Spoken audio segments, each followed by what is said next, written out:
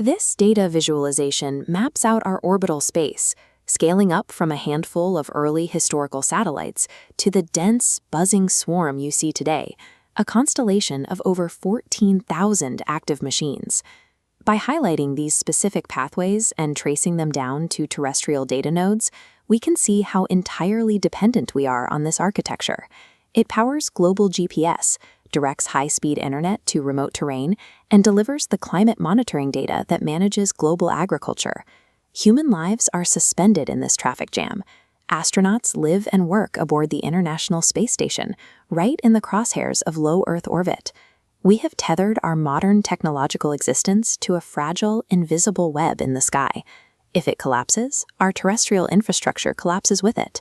Researchers track a metric known as the crash clock to measure the stability of this environment. It calculates exactly how long we have until a catastrophic collision occurs if our automated dodging systems suddenly fail. Right now, that clock sits at just 2.8 days. In low Earth orbit, objects travel at roughly 17,000 miles per hour, about 7 times faster than a rifle bullet. At those velocities, even a stray bolt strikes with the kinetic energy of a bomb. This extreme physics sets the stage for a theoretical threshold proposed by NASA scientist Donald Kessler. He calculated that if orbital density reaches a certain critical mass, a runaway disaster becomes mathematically inevitable. A Kessler event triggers when 2 multi-ton objects collide at hypervelocity. As this simulation illustrates, the impact instantly vaporizes the satellites, shattering them into a rapidly expanding cloud of high-speed shrapnel. Because satellites orbit at intersecting diagonal angles, this initial shrapnel cloud cuts directly across other active highways. Those fragments strike more satellites, instantly multiplying the debris in a self-sustaining chain reaction. Down on Earth, the fallout would be immediate.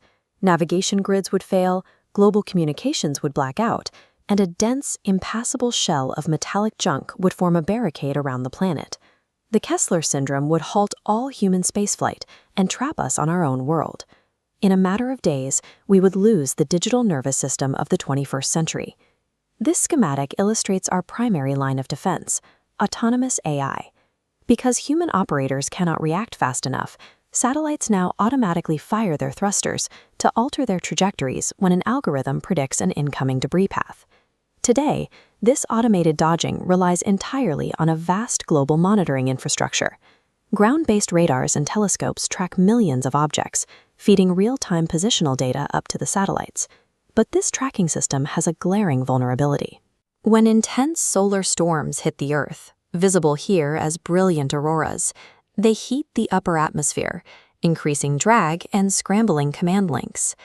When a solar storm blinds these algorithms, the actual position of a satellite can drift miles away from its predicted location. The AI loses its ability to see incoming threats, leaving the satellite completely defenseless. Forcing thousands of satellites to execute automated dodges is a temporary patch. It cannot sustain an orbital environment where the volume of high-speed hazards grows exponentially every year. To fix the blind spots in our tracking networks, aerospace engineers and the military are pushing for advanced space domain awareness, the ability to monitor the debris that ground-based radars simply cannot see. One solution involves launching tandem satellites, like the Red Wing and LISA projects. By flying in close formation, they can maintain persistent surveillance over the polar regions of low Earth orbit, where terrestrial sensor networks struggle to reach. Simply identifying the debris is insufficient for safety. As astrophysicist Neil deGrasse Tyson points out, satellites launch from various latitudes and cut diagonally across one another, turning orbit into a high-speed racetrack with thousands of intersecting paths.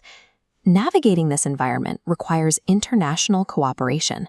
We need to establish global space traffic lights and rigid rules of the road before these orbital highways gridlock completely. Even with perfect tracking and strict rules, dodging is a defensive game. To actually defuse the threat, we have to start actively removing the largest, most dangerous pieces of dead hardware from orbit. Enter the orbital tow truck. The European Space Agency's ClearSpace 1 mission is currently in development to serve as a specialized spacecraft built to hunt down and capture derelict rocket bodies.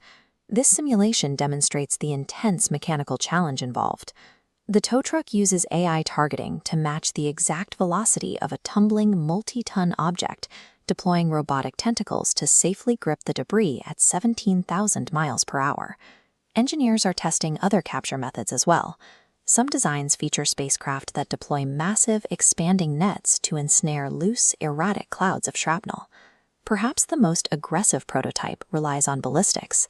It fires a specialized tethered space harpoon that pierces the thick aluminum chassis of a dead satellite, locking in so it can be reeled away. But there are millions of pieces of lethal debris in orbit.